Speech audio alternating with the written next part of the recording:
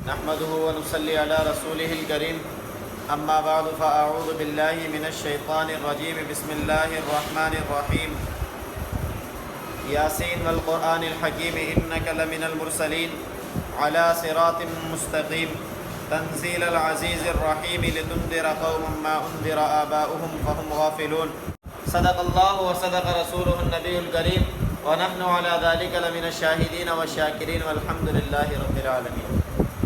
میرے معزز سامعین، میں نے آپ کے سامنے سورہ یاسین کی ابتدائی آیتیں تلاوت کی ہیں اور احادیث کے بے شمار مجموعے میں سے ایک حدیث تلاوت کی ہے۔ دعا ہے کہ اللہ رب العزت صحیح بیان کرنے کی توفیق عطا فرمائے، مجھے اور آپ کو اس پر عمل کرنے کی توفیق عطا فرما دے۔ بنیادی طور پر اس سورہ یاسین کے ابتدائی رکوع کے اندر ایک ہی مضمون اللہ رب العزت نے بیان کیا ہے اور اس کی ابتدا سے لے کر اس رکوع کی انتہا تک اللہ رب العزت نے یہ بات بتائی ہے کہ یہ قرآن بھی برحق ہے اور اس کو نازل کیا گیا ہے نبی مکرم صلی اللہ تعالی علیہ وسلم کی طرف، اور یہ قرآن جو نازل کیا گیا ہے یہ اس لیے نازل کیا گیا ہے تاکہ اس کو پڑھ کر سنایا جائے اور لوگوں کو ڈرایا جائے۔ اور اس سورہ یاسین کے بے شمار فضائل ہیں کہ اگر کوئی اس کو رات کے وقت پڑھ لے، اور اسی طریقے سے جو حدیث میں نے آپ کے سامنے تلاوت کی ہے اس میں بھی یہی ہے کہ اگر کوئی شخص اس کو پڑھتا ہے تو یہ قرآن کریم کا ایک دل ہے اور اس کو دل ہونے کی حیثیت حاصل ہے، اور اسی طریقے سے جو شخص اس کو تلاوت کرے گا تو اس کے لیے 10 قرآن پاک مکمل پڑھنے کا اجر ہے۔ لیکن اجر کی بات ایک طرف، اس کے اندر جو مضمون ہے وہ یہی ہے کہ یہ قرآن کریم جو ہے یہ اللہ رب العزت کی کتاب ہے اور نبی علیہ الصلوۃ والسلام اللہ کے بھیجے گئے پیغمبروں میں سے ایک پیغمبر ہیں، اور یہ قرآن اتارا گیا ہے اللہ رب العزت کی جانب سے جو غالب اور حکمت والا ہے، اور یہ قرآن جو ہے لوگوں کی نصیحت اور فائدے کے لیے ہے۔ لیکن اس وقت کے کفار جن کے اوپر نبی علیہ الصلوۃ والسلام قرآن پاک پڑھا کرتے تھے، قرآن کریم ان لوگوں کو فائدہ نہیں دے رہا تھا، وہ لوگ نصیحت کی طرف نہیں آتے تھے۔ اس کو اللہ رب العزت نے اس آیت میں تعبیر کیا کہ لقد حق القول علی اکثرہم فہم لا یؤمنون، ان میں سے بہت سارے ایسے ہیں کہ جن کے اوپر اللہ رب العزت کی طرف سے یہ بات ثابت ہو چکی ہے کہ یہ حق کی طرف اب نہیں آئیں گے۔ ابو جہل والے کہ ان کے اوپر یہ بات ثابت تھی کہ یہ حق سنتے رہیں، کچھ بھی کرتے رہیں، لیکن یہ حق کی طرف نہیں آئیں گے۔ وجہ کیا تھی کہ انہوں نے اپنے آپ کو حق سے روکا ہوا تھا، اپنی الفاظ، اپنے جذبات، اپنے دل کی خواہشات، تمنائیں ساری کی ساری اسلام کو مٹانے کی درپے ہیں۔ وہ وَجَعَلْنَا مِن بَيْنِ أَيْدِيهِمْ سَدًّا، ان کے آگے بھی ایک دیوار ہے، ان کے پیچھے بھی ایک دیوار ہے جو ان کو حق کی طرف آنے سے روکتی ہے، اور ان کے گلے کے اندر انہوں نے اپنے ہاتھوں کو توق بنا کر ڈالا ہوا ہے، جس کی وجہ سے ان کے منہ اوپر کی طرف اٹھتے ہیں اور ان کے ہاتھ خیر کی طرف بڑھتے ہی نہیں ہیں۔ لیکن جن لوگوں کو اللہ رب العزت فائدہ دینا چاہیں، اللہ رب العزت جب چاہیں جس کو چاہیں ہدایت پر لا سکتے ہیں۔ لیکن یہ قرآن جن لوگوں کو پہلے نہیں ڈرایا گیا، ما انذر آباؤہم، جن کو پہلے نہیں ڈرایا گیا، جن کے آباء و اجداد کو، اب یہ قرآن ان لوگوں کے لیے نصیحت ہے کہ فہم غافلون، انہوں نے قرآن کو نہیں سنا، ان کو سنایا جائے تاکہ وہ اللہ کی طرف آ جائیں۔ جو لوگ اس قرآن کو نہیں سنتے وہ اللہ کے ذکر سے غافل رہتے ہیں۔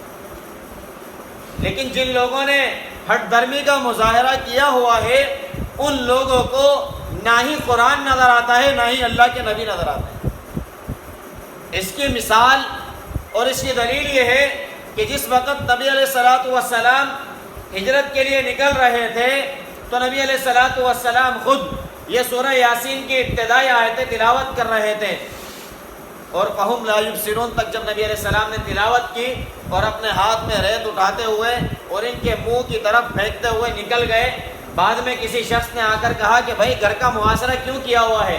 کہا ہم محمد کو آج اس دنیا سے رخصت کر کر رہیں گے، جس دین کی بات کرتا ہے اس دین کو مٹا کر رہیں گے۔ تو اس نے کہا کہ بڑے بیوقوف ہو، وہ تو یہاں سے کب کے چلے گئے۔ کہا کب گئے؟ کہا ابھی تو تمہارے سامنے تمہارے منہ کے اوپر مٹیاں ڈالتے ہوئے چلے گئے۔ کہا ہم نے تو نہیں دیکھا۔ تو یہ سب سے بڑی دلیل ہے کہ جو لوگ حق سے اعراض کرتے ہیں اللہ ان کو حق نہیں دکھاتے۔ جو نبی علیہ السلام کو دیکھنا نہیں چاہتے تھے اللہ بھی نہیں چاہتے تھے کہ یہ نبی کو دیکھیں۔ پھر جب انہوں نے کہا کہ اس کی کیا دلیل ہے کہ ہمارے اوپر مٹی ڈالی، کہا اپنے سر ذرا جھاڑ کر دیکھو۔ جب اپنے سروں کو نیچے جھکایا تو مٹی نیچے گر رہی۔ معلوم ہوا کہ جو لوگ حق سے اعراض کر رہے ہیں اور نبی علیہ السلام کی تعلیمات کی طرف آنا نہیں چاہتے تو اللہ رب العزت بھی ان کو حق کی طرف نہیں لاتے۔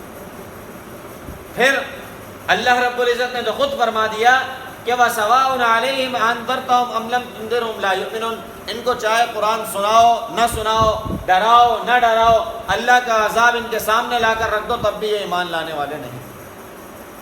لیکن آخر میں جو اس رکوع کے ایک آیت اللہ رب العزت لے کے آئے کہ اِنَّا نَحْنُ نُحْيِي الْمَوْتَىٰ وَنَكْتُبُ مَا قَدَّمُوا وَآثَارَهُمْ وَكُلَّ شَيْءٍ أَحْصَيْنَاهُ فِي إِمَامٍ مُّبِينٍ کہ اللہ تو وہ ذات ہیں کہ جو مردوں کو زندہ کر دیتے ہیں،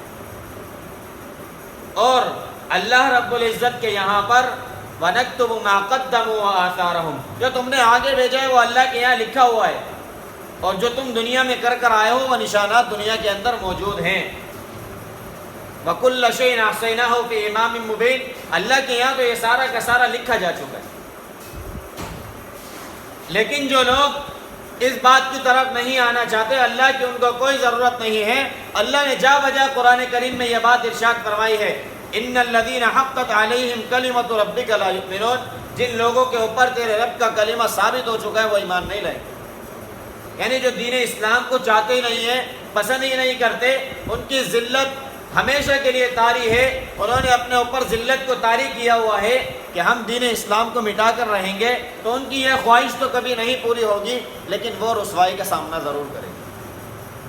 اور اس میں سبق ان لوگوں کے لیے بھی ہے کہ جو کفر پر اگر ہوتے ہیں اور وہ سمجھے کہ قرآن کہتا ہے کہ اب ہم ایمان کی طرف نہیں آئیں گے، تو اللہ رب العزت نے اس آیت کو ان لوگوں کے لیے بھی مشعل راہ اور نجات کا ذریعہ بنایا ہے کہ اللہ رب العزت جس طریقے سے مردہ زمین کو زندہ کر دیتے ہیں اور کھیتی اور کھلیان اس میں اگا دیتے ہیں، اور جس طریقے سے اللہ رب العزت مردوں کو کل قیامت کے دن زندہ کریں گے، اسی طریقے سے اللہ رب العزت ان دلوں کو جو ایمان سے مردہ ہو چکے ہیں، ایمان سے دور ہو چکے ہیں، اللہ رب العزت ان دلوں کو بھی زندہ کر سکتے ہیں۔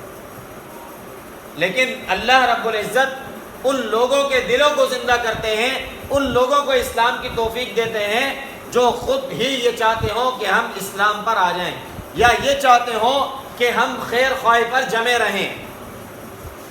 اس وقت کے کفاروں کو یہ علم تھا کہ نبی علیہ السلام جو دین پیش کر رہے ہیں وہ دین حق ہے، لیکن اپنی ضد اور ہٹ درمی کی وجہ سے اس بات پر نہیں آتے کہ جن معبودوں کو ہمارے والدین اور آبا و اجداد پوچھتے چلے گئے، عبادتیں کرتے چلے گئے، اب ان آبا و اجداد کو ہم کیسے چھوڑ دیں؟ ہمارا تو سارا کا سارا جو بنایا ہوا ایک طریقہ کار ہے سب ملیا میٹ ہو جائے گا۔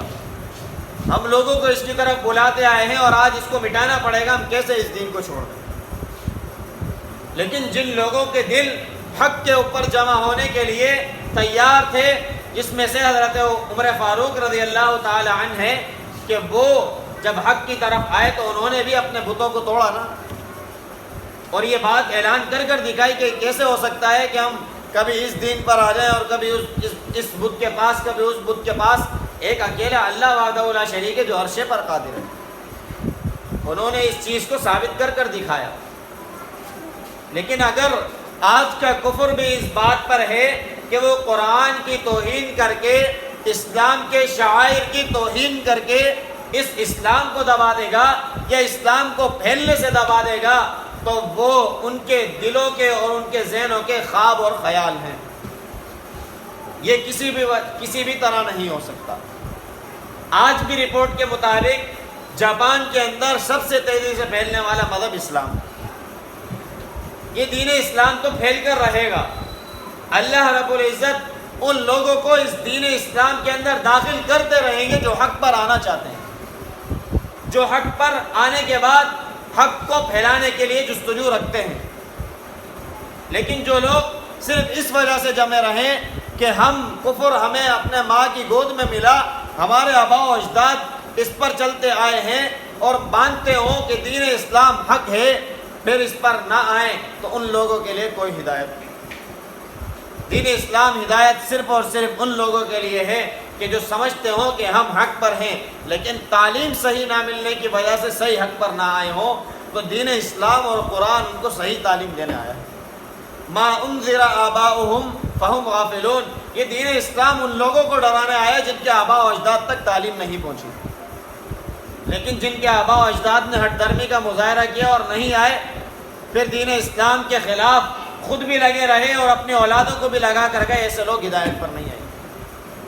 ان کے دل اور ان کے معاملات ایسے ہی ہیں کہ وَجَعَلْنَا مِن بَيْنِ أَيْدِيهِمْ سَدًّا وَمِنْ خَلْفِهِمْ سَدًّا فَأَغْشَيْنَاهُمْ فَهُمْ لَا يُبْصِرُونَ، کہ ان کے آگے دیوار، ان کے پیچھے دیوار، اور انہوں نے اپنے آپ کو ڈھانک رکھا ہے گویا کہ یہ کچھ نہیں دیکھتے۔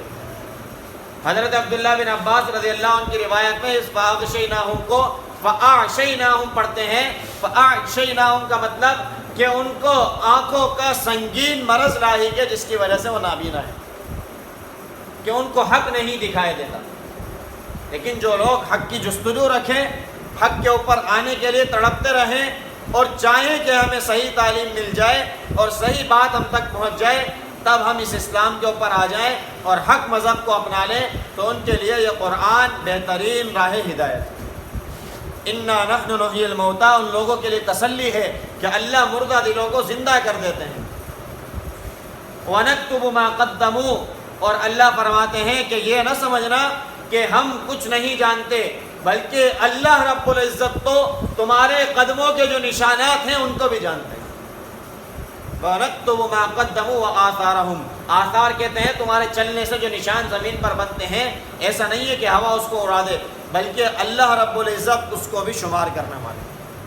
اللہ کل قیامت کے دن سب وضاحت فرما دیں گے کہ تم نے جو قدم چلا ہے وہ صحیح راہ کی طرف اٹھایا تھا یا غلط راہ کی طرف اٹھایا تھا۔ اسی لیے دین اسلام ان لوگوں کو ہدایت اور دین اسلام ان لوگوں کے لیے راہ نجات اور ان لوگوں کے لیے کھلا ہوا ہے جو یہ سمجھتے ہوں کہ ہم حق بجانب ہیں، لیکن جو حق تو اسلام کو سمجھیں لیکن پھر بھی اسلام کے خلاف سازشیں کریں، تو ایسے لوگوں کو اللہ رب العزت دنیا ہی میں عبرت کا نشان بنا دیتے ہیں، جیسا کہ فرعون، جیسا کہ نمرود، بہت ساری مثالیں موجود ہیں۔ اور آج کے دور میں بھی جتنے لوگ اسلام کے خلاف حق مذہب ہوتے ہوئے اسلام کے لیے سازشیں کرتے ہیں، جانتے ہوئے کہ اسلام پھیل رہا ہے، جانتے ہوئے کہ اسلام حق مذہب ہے، اور سازشیں کرتے ہیں کہ اس کو دبا دیا جائے، تو وہ یاد رکھیں کہ دین اسلام کبھی نہیں دبے گا، دین اسلام پھیلتا رہے گا۔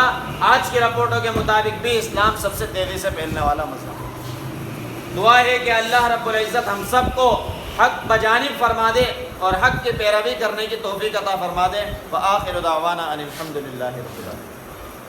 الحمد للہ رب العالمین والعاقبۃ للمتقین والصلاۃ والسلام علی سید الانبیاء والمرسلین۔ اللہم انت السلام و منک السلام تبارک یا ذا الجلال والاکرام۔ اللہ کریم ہمارا یہاں بیٹھنا اپنی بارگاہ عالیہ میں قبول فرما۔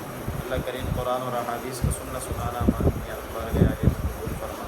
یا اللہ اس ہم سب کے دلوں میں جگہ عطا فرما، اللہ ہمارے دل و دماغ میں بسا دے۔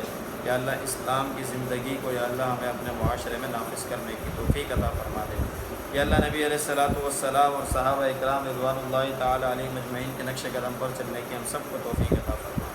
یا اللہ قرآن مقدس اور اسلام کی یا اللہ سرحدات کی حفاظت کرنے کی ہم سب کو توفیق عطا فرما۔